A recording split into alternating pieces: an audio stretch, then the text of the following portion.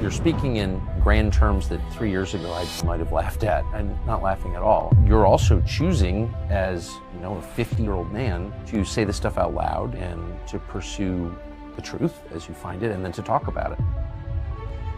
Why did you decide to do that? I literally cannot understand how I would sleep at night, how I would look at myself in the mirror if I didn't say what needed to be said. I call the force that we're up against Goliath. Goliath made a terrible mistake, and made it most egregiously during COVID, which is it took all of the competent people, all of the courageous people, and it shoved them out of the institutions where they were hanging on. And it created, in so doing, the dream team. Created every player you could possibly want on your team to fight some historic battle against a terrible evil. Amazingly, it was 4 years next month that the first stories appeared in the American news media about a virus spreading through a city in central China, Wuhan. The virus didn't have a name. Over time, it was named COVID, and it changed world history. It wasn't that long ago. But we don't talk about it very much anymore in the way that you don't talk about traumatic things that happen to you. But that doesn't mean it's over, and it doesn't mean that huge decisions aren't being made right now that will affect your life and the lives of your children.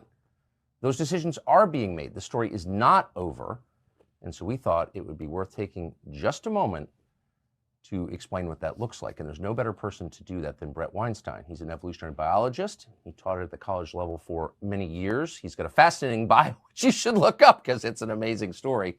He's now the host with his wife of the Dark Horse podcast and the author of a best-selling and very excellent book that came out not long ago. He joins us now. Brett, great to see you.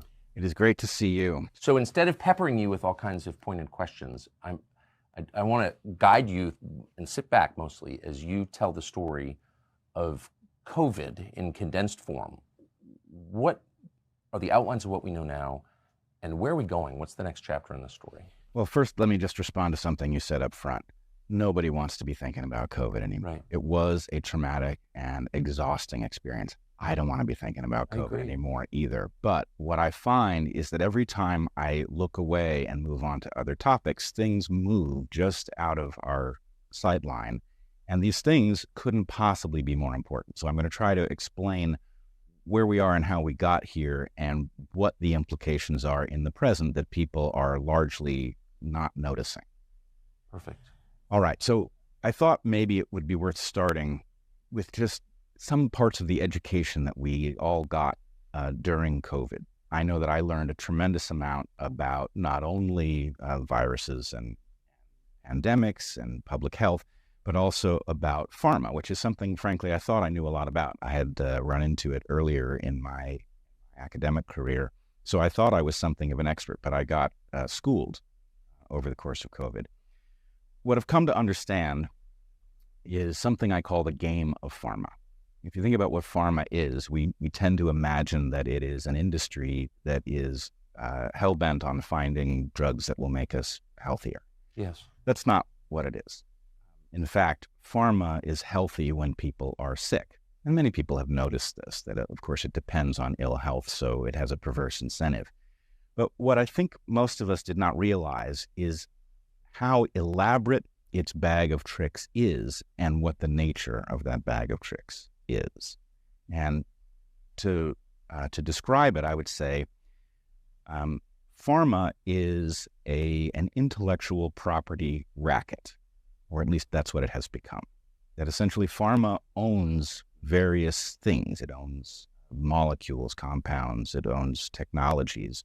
And what it's looking for is a disease to which these things plausibly apply. And its profits go up to the extent that the disease is widespread, to the extent that the disease is serious, to the extent that competing drugs are unsafe or ineffective, to the extent that the government will mandate a drug, to the extent that the medical establishment will declare it the standard of care. All of these things. You've just described pandemic response. Well, that I did, and that's where I learned all of these tricks. Was that basically every day of the year, pharma is engaged in portraying the properties that it owns as more useful than they are, safer than they are, and persuading the medical establishment, the journals, the societies, the hospitals, the government, to direct people towards drugs they wouldn't otherwise be taking. So that's what the racket is, and it is necessary to understand that, because you need to realize that before COVID ever happened, pharma was expert at figuring out how to portray a disease as more widespread and more serious than it was. It was excellent at portraying a compound as more efficacious than it is, safer than it is. And so when COVID happened, all of this occurred at a different scale. COVID was bigger than anything that had ever happened before, but none of it was new to pharma, and all of it was new to us in the public trying to understand what we were supposed to do about this ostensibly very serious disease. So I'm now going to put a hypothesis on the table about why things unfolded the way they did. And it involves that game of pharma. What was pharma thinking? Why was it so obsessed with making sure that we all took the so-called vaccines that were on offer? Why was it so obsessed with making sure that we didn't take the alternative repurposed drugs that so many doctors claimed were highly effective? As treatments. Right. Ivermectin, hydroxychloroquine, these things were demonized, and we were told not to take them, and we were mocked if we distrusted that advice.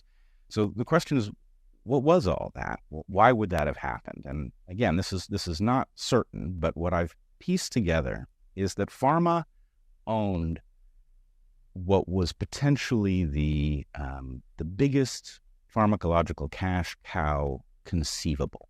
It owned a beautiful technology, and I mean that sincerely, something truly brilliant, that would potentially not only allow a bright future from the perspective of creating new treatments and new, I hesitate to use the word vaccine because it doesn't really apply, but new vaccine-like technologies, but that it could do this indefinitely into the future, and it could allow you to reformulate every vaccine currently on the market. And what's more, the property in question would allow this whole process to be streamlined at an incredible level, because effectively all you needed was a sequence, a genetic sequence from a pathogen, and you could literally type it into a machine and produce a vaccine that was already in use, but for the swapping out of the antigen in question. So it was like Legos. Yeah, it's exactly like Legos. And presumably with some justification, to the extent that this technology was safe, pharma would be able to argue, well, we don't really need to go through thorough safety testing of the entire platform each time we deploy it. All we need to do is figure out if the antigen that we've loaded in this time is in some way more dangerous than the last one.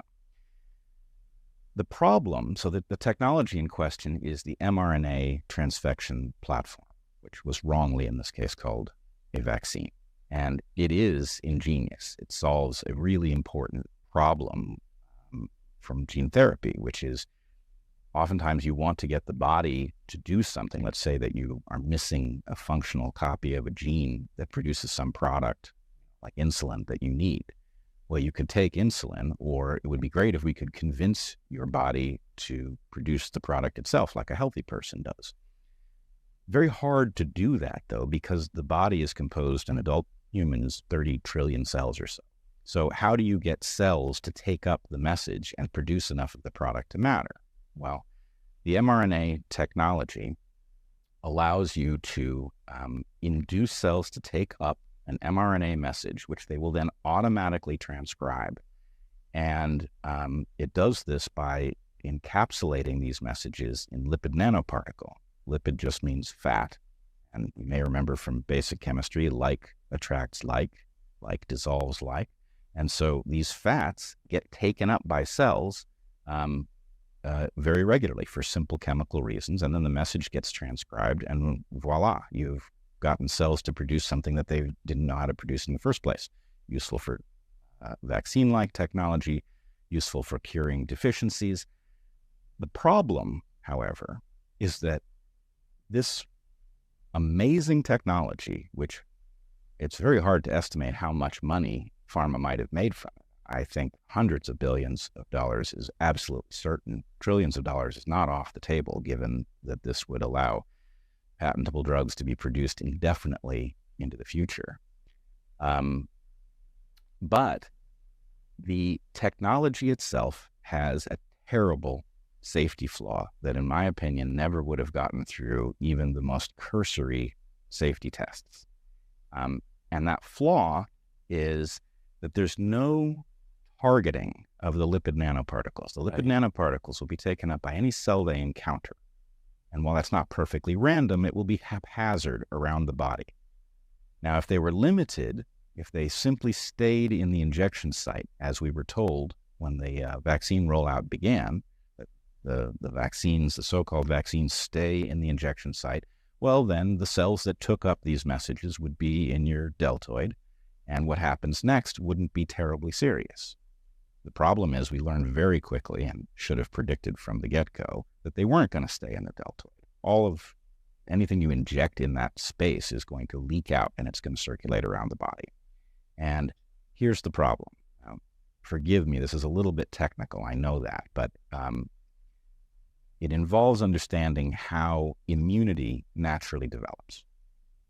So when you become sick, let's say with a virus, some particle has gotten into a cell of yours and it has hijacked it, and it has tricked that cell into producing copies of itself, more viruses, which affect or infect adjacent cells.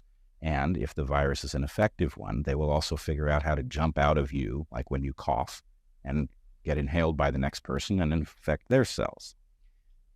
The body's response to seeing a cell of yours, which it recognizes as yours, that is producing an antigen, that is to say a protein that it doesn't recognize, is to assume that that cell is virally infected. Yes. And to destroy it.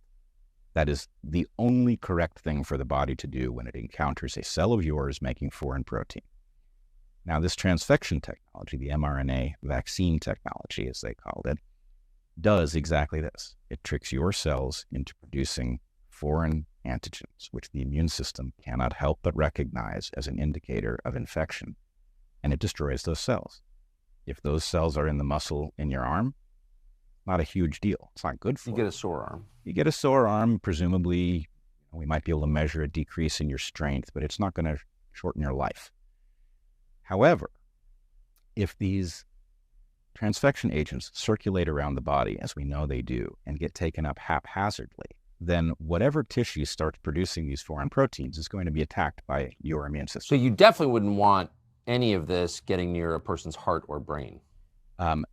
Definitely not. And very bad if it happens in your brain. It's particularly critical if it happens in your heart, because your heart, for reasons we can go into if you want, has an incredibly low capacity for repair. In fact, your heart doesn't really repair. What it does, you get a wound, if you lose cells from your heart then scars over, and that will affect your heart rhythm, your capacity to transport oxygen and CO2 around the body. It will potentially shorten your life, and it will also create a vulnerability that you won't know that you have. Until you're like playing soccer or something. Exactly. So if you imagine somebody has received one of these transfection shots, and especially in the unfortunate case where it has been injected intravenously, which isn't supposed to happen, but the instructions on this shot were not to aspirate the needle. A proper injection should involve pulling back on the plunger in the syringe in order to see if there's blood. If there's blood, that indicates that you've landed in a circulatory vessel, and that you should back the needle off or plunge it farther so that you're not injecting it directly into a vein. But in the case of these shots, amazing as this sounds, the advice was don't do that because it requires the needle to be in the person's arm longer, might create extra pain, and they didn't want to create vaccine hesitancy was their excuse. So anyway, you might get a big bolus of this material and it might flow right through your heart and get taken up by a bunch of cells. And just for perspective, do we have any guess as to how many of these shots were given out globally? It's definitely in the billions. Billions. Yeah, it's in the with billions. the mRNA technology. Yes, which is an amazing fact. I mean, in addition to the technology itself being remarkable, the rate at which this was scaled up is positively incredible. Now, it had terrible downsides. I don't know if we'll have time to get to the downsides of the way they scaled up their production on these things. But if we can separate the marvel of what they did, yes, there's an awful lot of stuff here that's beyond wizardry. It's just incredible what they accomplished. I'm sorry I don't want to take you off track, but you were describing what would happen if it went to various organs, it would damage them. Could it cause cancers too? We can get back to that. We clearly are seeing an uptick in cancers, and an uptick in cancers that are unusual, especially in their speed. Maybe if we have time, we can come back to the reasons that might be occurring. There's a lot of discussion amongst the medical dissidents about why that pattern exists and what it implies. But yes, clearly cancers are one of the failure modes of the body, and this highly novel technology clearly had that as a risk, even if we didn't know what mechanism it would happen by. But yes, let's say you're a soccer player and you've been injected with this stuff, and a bolus of it has hit your heart and caused a bunch of your cells to be destroyed by your own immune system, by cytotoxic T cells and natural killer cells. Well, now you've got a wound. If you manage to survive to have it scar over, then that wound will be less of a vulnerability than it would otherwise be. But if in the period after you've been damaged, before your heart has fully scarred, you were to push yourself to some new athletic limit, let's say you're in the middle of a particularly intense game, right? That would be exactly the time when a weakness in a vessel wall might cause a critical failure, and you could die on the field. So this is a very plausible mechanism to explain the pattern of sudden deaths that we have seen oftentimes in people who are unusually healthy and athletic. Yes. So to go back to the original story, pharma had a potentially tremendously lucrative property that it couldn't bring to market because a safety test would have revealed this unsolvable problem at its heart. And so what I'm wondering, my hypothesis, is that it recognized that the thing that would bypass that obstacle was an emergency that caused the public to demand a remedy to allow them to go back to work and to living their lives, that would cause the government to streamline the safety testing process so that it wouldn't spot these things. And indeed, one of the things that we see, in addition to a lot more harm in those safety tests than we were initially allowed to understand, but also the safety testing was radically truncated so that long-term harms were impossible to detect. So the hypothesis in question is pharma used an emergency to bypass an obstacle to bring an incredibly lucrative technology to normalize it in the public, in the regulatory apparatus, to sneak it by the things that would ordinarily prevent a dangerous technology like this one from being widely deployed. So I think that sounds entirely plausible. In fact, likely. In fact, very likely. But the downside for pharma, and of course for the rest of us, is that if you roll out a harmful product evading the conventional safety screens, you're going to hurt a lot of people. And then what? So just first part of the question, what do you think we're going to see in terms of a death toll and injury toll from this vaccine, so-called? A lot has gone into preventing us from answering that question, and some very dedicated people have done some very high-quality work, and the numbers are staggering. Now, I'm hesitant to say what I think the toll might be because this is not my area of expertise, and I would leave it to others. I would say John Campbell would be an excellent source to look at. There's some new material out of New Zealand, which is jaw-dropping. I haven't had time to look at it in depth, so I'm a little concerned about putting my weight on the ice. But let's say here's what we know. Joseph Freeman and his colleagues, including Peter Doshi, did an evaluation of Pfizer's own safety data from its safety trials. Now, these trials were absurdly short. In fact, Pfizer only allowed 1 month before it vaccinated its controls and made it impossible to detect further harms. And what they found was a 1 in 800 rate of serious adverse event. This is not minor stuff. This is serious harm to health. 1 in 800 per shot. That's not per person. That's per shot. 1 in 800 rate, which in 1 month, that suggests a very high mortality risk. And in fact, we saw mortality in the safety trials. What happens over the long term? We've certainly seen such a range of pathologies that have crippling effects on people's health that I shudder to think how many people have actually. So I'm not a math genius, but 1 in 800 shots times billions is, a lot of people. Yep.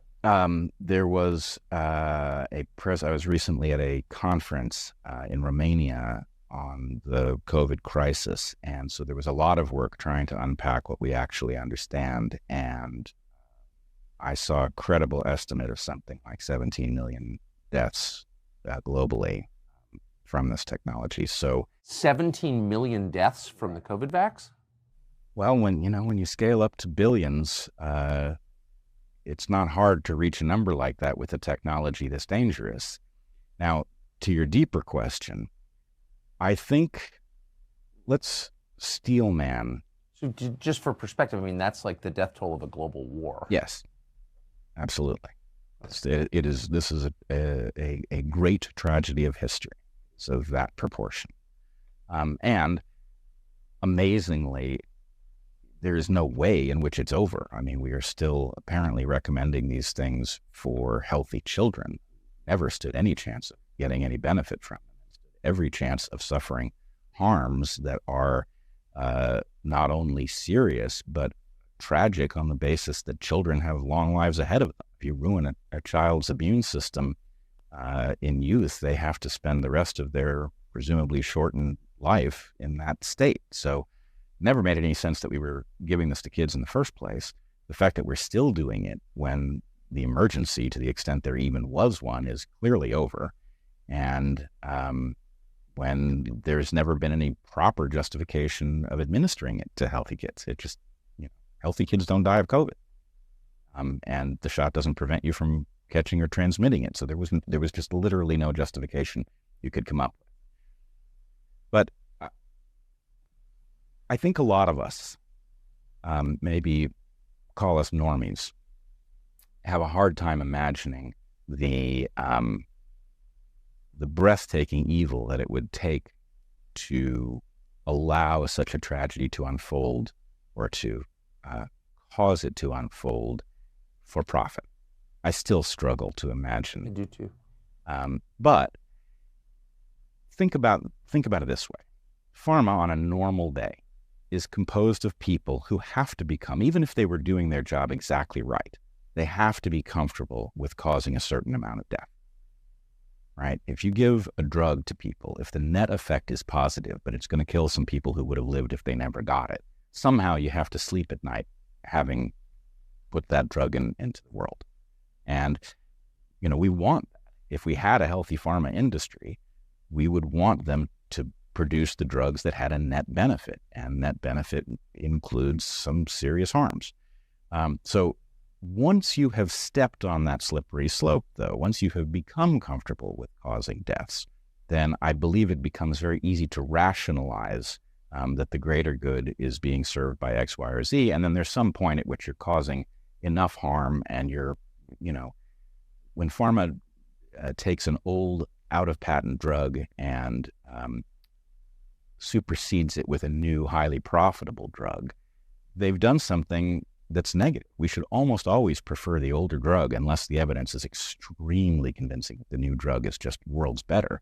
Because an old drug, we know something about its interactions with other things. We know something about its safety profile. New is not better when it comes to molecules that you're going to be taking into your biology. Fair. But pharma has to be in the business of getting you to take the new and having you distrust the old. And so anyway, I think there's a way in which the rationalization has no limit. And they've gotten to the point that they are willing to cause a huge amount of death, apparently.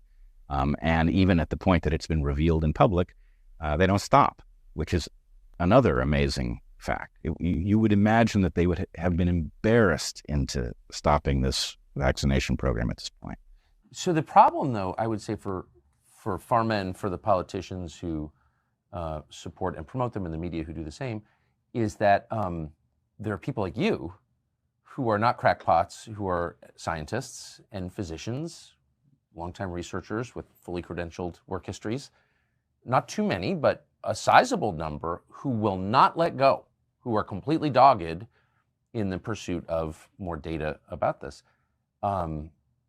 So, like, what do they do with you and people like you? Well, I think the astonishing thing is that as you point out, small group of dissidents upended their narrative.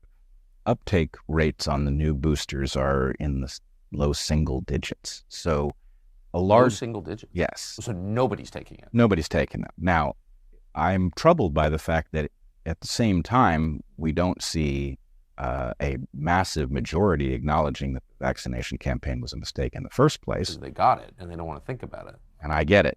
I wouldn't want to think about it either. But the problem is, it's a moral obligation. I mean, we're still injecting these things into kids, for God's sake. So it is important to stand up and say, I was had. And I think all of us were. I believed that this vaccine was likely effective when it first came out.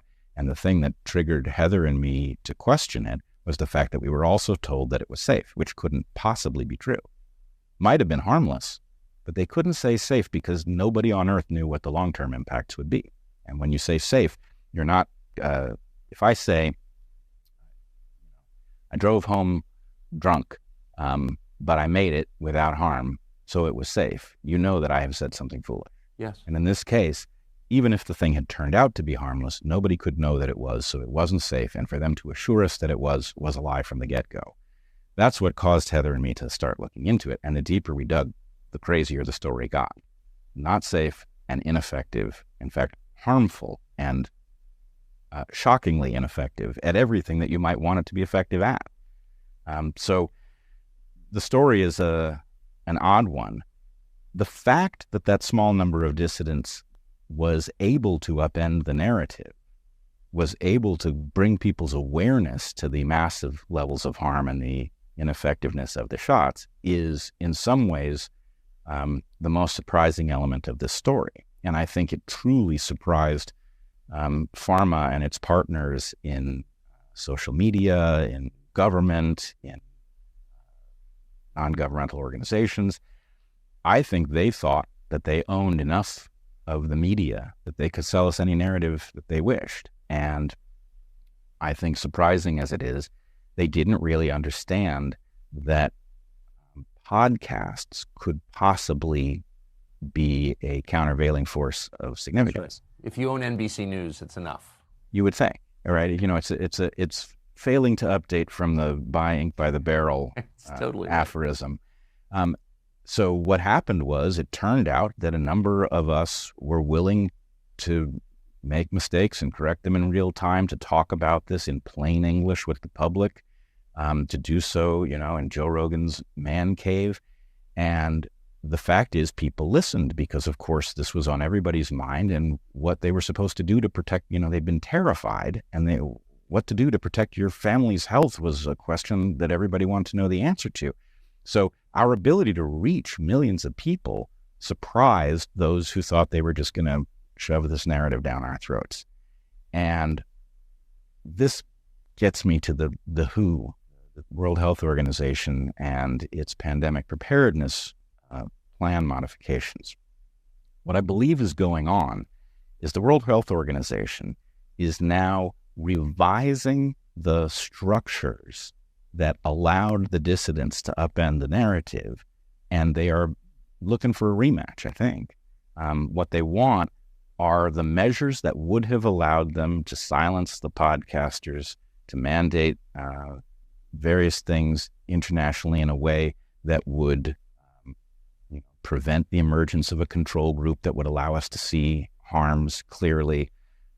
So that's the reason that I think people, as much as they want to move on from thinking about COVID, maybe stop thinking about COVID, but do start thinking about what has taken place with respect to medicine, with respect to public health, with respect to pharma, and ask yourself the question, given what you now know, would you want to relive a pandemic like the COVID pandemic without the tools that allowed you to ultimately, in the end, see clearly that it didn't make sense to take another one of these shots or to have your kids take them, right? We want those tools. In fact, we need them.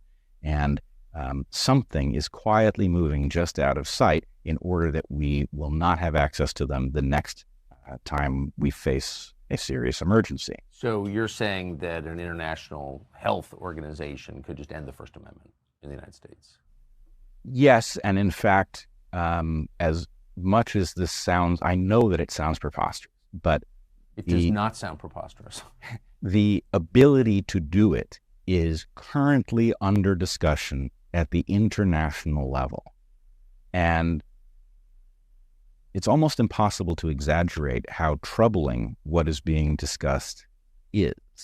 In fact, I think it is fair to say that we are in the middle of a coup, that we are actually facing the elimination of our national and our personal sovereignty, and that is the purpose of what is being constructed, that it has been written in such a way that your eyes are supposed to glaze over. That's right. As you attempt to sort out what is under discussion. And if you do that, then come May of this year, your nation is almost certain to sign on to an agreement that in some utterly vaguely described future circumstance, a public health emergency, which the Director General of the World Health Organization has total liberty to define in any way that he sees fit. In other words, nothing prevents climate change from being declared a public health emergency that would trigger the provisions of these modifications.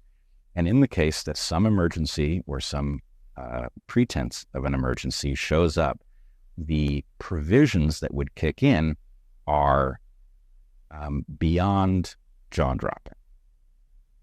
So before you get into it, and I just want to thank you, by the way, for taking the time to go through this proposal, because you're absolutely right. It's impenetrable. It's designed to be, to cloak what they're saying rather than eliminate it. What's it called? Well, the funny thing is, actually, I was looking this morning to find out what the current name is, and the names have actually been shifted slightly. Clearly a feature. Oh, it's a shape-shifting agreement.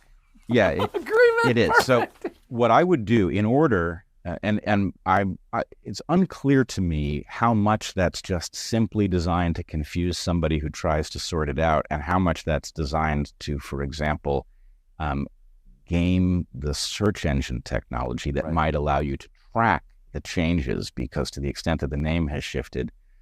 So Smart. I call it the World Health Organization Pandemic Preparedness Plan, right? And what is under discussion are some modifications to the global public health regulations and modifications to an existing treaty. But all of this makes it sound minor and procedural. What has been proposed are, again, the number of things included here is incredible. It's hard, even for those of us who have been focused on this, to track all of the important things under discussion and to deduce the meaning of some of the more subtle provisions. But the World Health Organization and its signatory nations will be allowed to define a public health emergency on any basis, that having declared one, they will be entitled to mandate remedies. The remedies that are named include vaccines, gene therapy technology is literally named in the set of things that the World Health Organization is going to reserve the right to mandate, that it will be in a position to require these things of citizens, that it will be in a position to dictate our ability to travel. In other words, passports that would be predicated on one having accepted these technologies are clearly being described. It would have the ability to forbid the use of other medications. So this looks like they're preparing for a rerun where they can just simply take ivermectin, hydroxychloroquine off the table. They also have reserved the ability to dictate how these measures are discussed, that censorship is described here as well, the right to dictate. Of course, misinformation is how they're going to describe it. Well, in fact, I want to ask you to pause and play a soundbite from Tedros in which he alludes to this, and I want to get your assessment of it. Here it is. We continue to see misinformation on social media and in mainstream media about the pandemic accord that countries are now negotiating. The claim that the accord will cede power to WHO is quite simply false. It's fake news.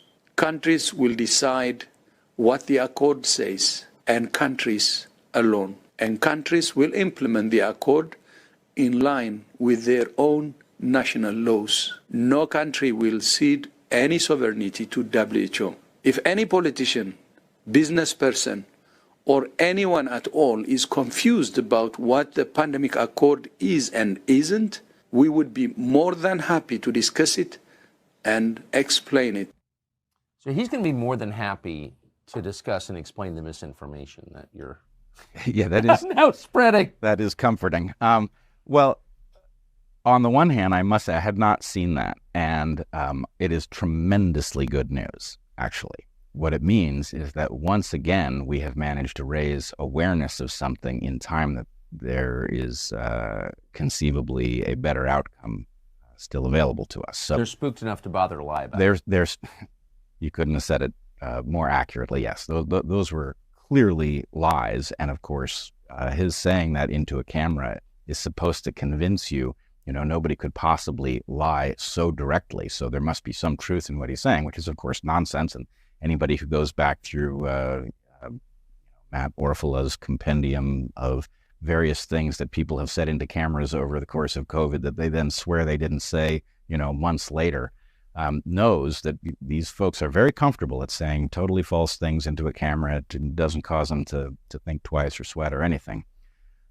But it's great that we have managed to raise enough awareness that Tedros is actually addressing our spreading of what it actually is malinformation. You're aware of this distinction? No. Yeah. Oh, it's beautiful. So I'm so old that I was still stuck in the truth or falsehood binary. Yeah.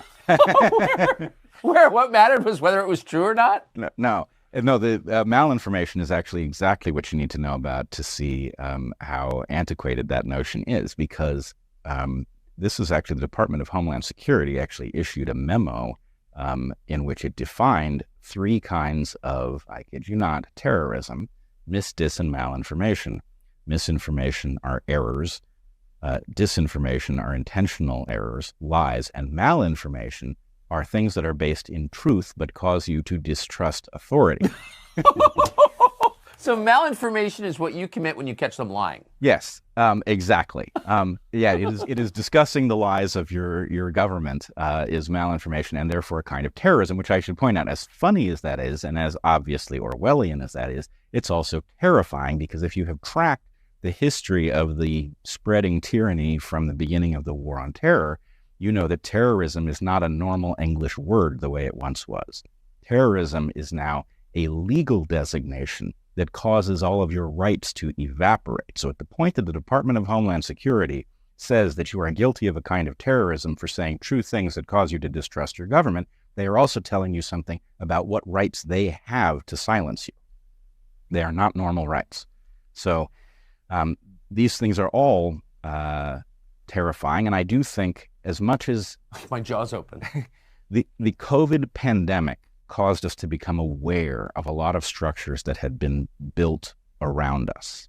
Something that former NSA officer William Binney once described as the turnkey totalitarian state. The totalitarian state is erected around you, but it's not activated. And then once it's built, the key gets turned. And so we are now seeing, I believe, something that even outstrips William Binney's description, because it's the turnkey totalitarian planet, right? The World Health Organization is above the level of nations, and it is going to be in a position, if these provisions pass, to dictate to nations how they are to treat their own citizens, to override their constitutions, despite what Tedros has just told you. So that is frightening. It's not inherently about health. What I think has happened is the fact of a possible pandemic causes a loophole in the mind. It's not a loophole in our governance documents. Our Constitution doesn't describe exemptions from your rights during time of a pandemic emergency. Your rights simply are what they are, and they're not supposed to go anywhere just because there's a disease spreading. But nonetheless, people's willingness to accept the erosion of their rights because of a public health emergency has allowed this tyranny to use it as a Trojan horse. Yes. And I think that's also, it's something people need to become aware of, that there are a number of features of our environment that are basically, they are blind spots that we can't see past. Vaccine was one. And I know I was an enthusiast about vaccines. I still believe deeply in the elegance of vaccines as they should exist.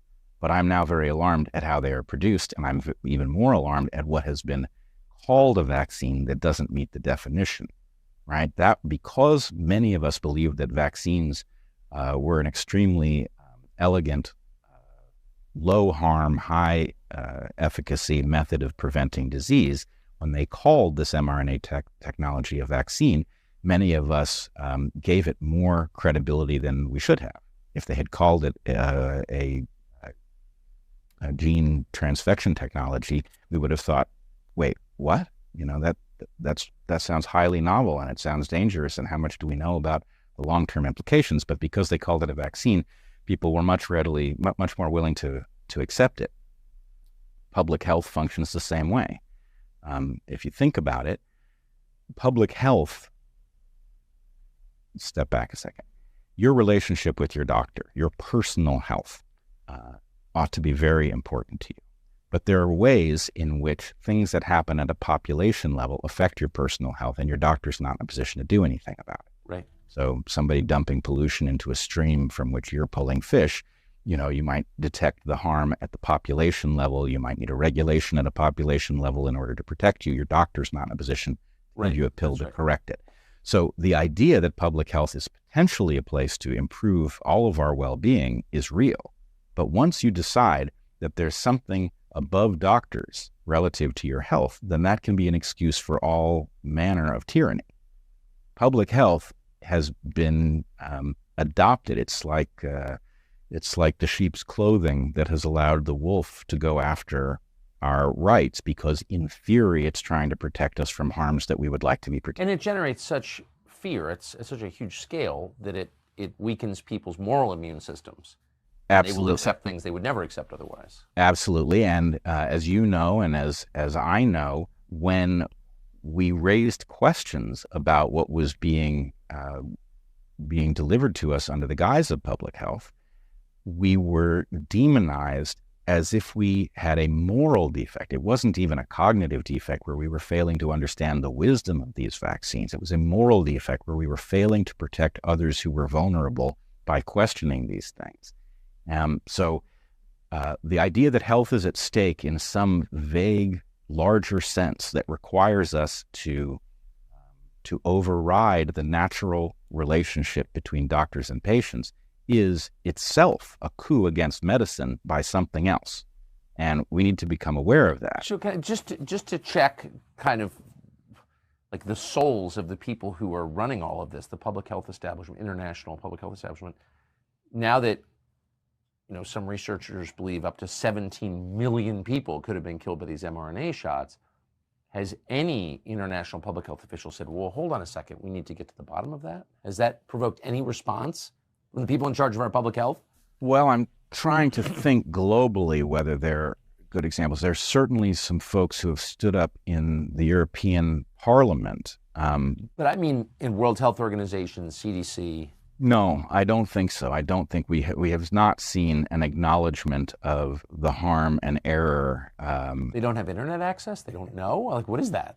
Well, that's the incredible thing is I still see claims that just simply, if they initially had believed them, then they are long ago falsified, but they're still being advanced for whoever hasn't noticed. The idea that it's a good idea to vaccinate your kids with mRNA shots being one of them, right? To the extent that there was a panic that caused us to give these shots to people who couldn't possibly benefit from them, you would expect us to have backed that off extremely rapidly as it became impossible to defend those shots. And yet, because there's still presumably some market for it, we are still doing it. So we are living some crazy story in which things that are perfectly obvious are still somehow have not lodged themselves in the official public record. And, I think that has a lot to do with, frankly, the death of journalism. Yes. A lot of us are doing jobs that we didn't train for. Heather and I are doing some journalistic job that we certainly didn't train for. We trained to think about biology, and, we do that in front of a camera, and so that functions as a kind of stand-in for journalism. But the handful of journalists who still exist, I think without exception, are not scientifically trained, right? Matt Taibbi, Glenn Greenwald, we don't have very many people doing investigative journalism, and the ones who are doing it, they don't have the skill set that would make this a natural topic to investigate. So we have to boot up some kind of new institution that will allow us to do this job well, and presumably that will involve taking the few investigative journalists who remember how to do that job, and the few scientists and doctors who are willing to still do their job and, put us together, right? Podcast isn't the right place to do it. If that's all we got, that's all we got. But there's got to be a better method. So if this is ratified or signed on to by the United States in May, so 6 months from now, it sounds like that's it. We don't know. I will say I have very little hope that the U.S. will derail this. I have the sense that whatever has captured our government is driving this as well. And so in effect, the U.S. wants this change. It will, in fact, in the same way that the Five Eyes nations agree to mutually violate the rights of each other's citizens because that was not prevented in any of our constitutions. I think the U.S. wants something to force it to violate our constitutional protections, and the World Health Organization is going to be that entity. That said, I have recently been to the Czech Republic, and I've been to Romania, and I've heard from other parts of the former Eastern Bloc that there is resistance, that people who have faced tyranny in living memory are much less ready to accept these changes, and that they are actually beginning to mount a response. I worry that it will be too thin and easily defeated, especially if they do not understand that actually the world is depending on them, that the countries we traditionally think of as part of the West are compromised, and that these countries which have more recently joined or rejoined the West are the best hope we've got, that they are in a position to derail this set of provisions, and that we are depending on them to do it. So I just want to end for a few moments on the overview here. So you have all these remarkable things converging in a single 12-month period. You have war, pestilence, political unrest, apparently unsolvable political unrest. What do you think we're looking at in the West? Like, what is this moment, and how does it end?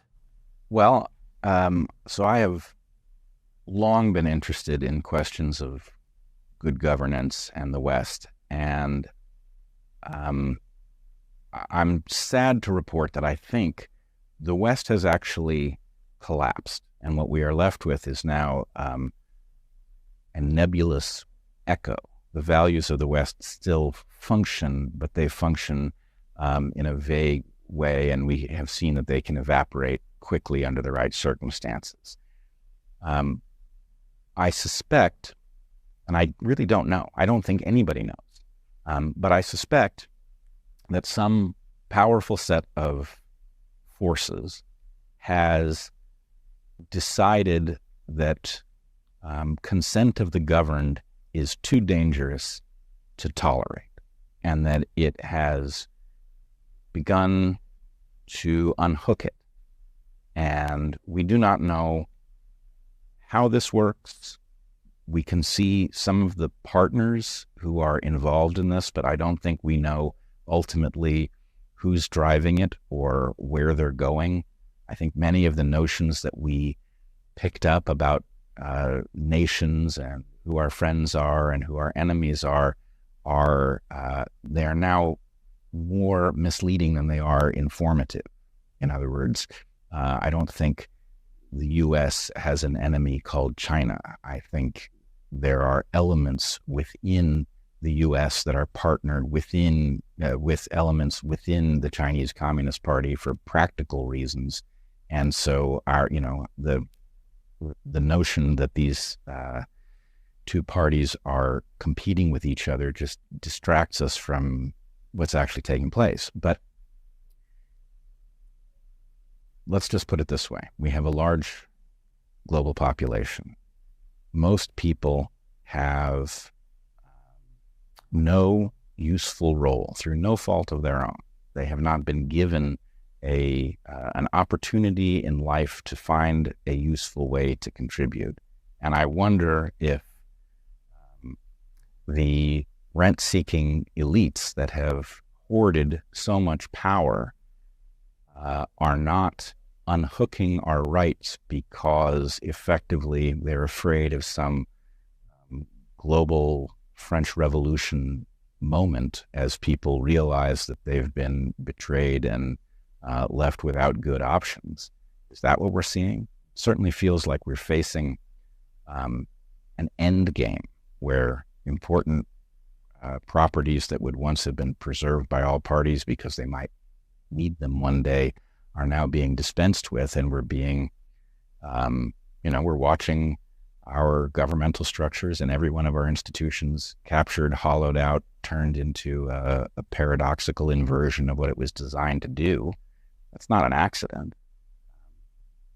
Whether they, the thing that worries me most actually is that whatever is driving this is not composed of diabolical geniuses who at least have some plan for the future, but it's being driven by people who actually do not know what kind of hell they are inviting.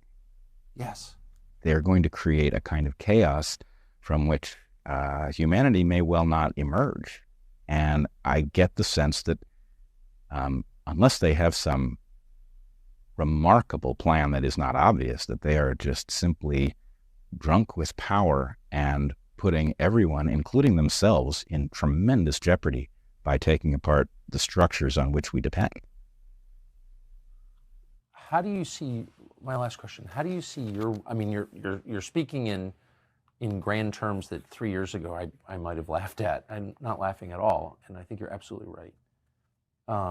But you're also choosing, as you know, a 50-ish year old man, to say this stuff out loud and to pursue the truth as you find it, and then to talk about it. Like, so why did you decide to do that, and how do you think that ends? Well, we are all the products of whatever developmental environment produced us. And as I've said on multiple topics where my family has found itself in very uncomfortable and sometimes dangerous circumstances because we speak out, I don't think I had a choice. I literally cannot understand how I would sleep at night, how I would look at myself in the mirror if I didn't say what needed to be said. And, I heard a very good speech by Bobby Kennedy Jr. Though neither of us are libertarians, he was at the Liberty Conference in Memphis. And the last thing he said in that speech struck me to my core. It's something I've thought often and said almost never. But there are fates far worse than death. And I think, for my part, I have lived an incredible life. There's plenty I still want to do, and I am not eager to leave this planet any earlier than I have to. I have a marvelous family. I live in a wonderful place, and I've got lots of things on I hate the term bucket list, but I got lots of things on my bucket list. However, humanity is depending on everybody who has a position from which to see what is taking place, to grapple with what it might mean, to describe it so that the public understands where their interests are.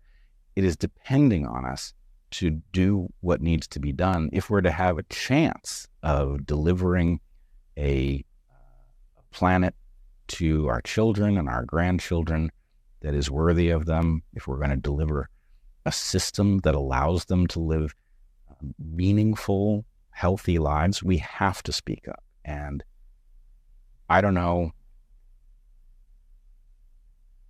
how to get people to do that.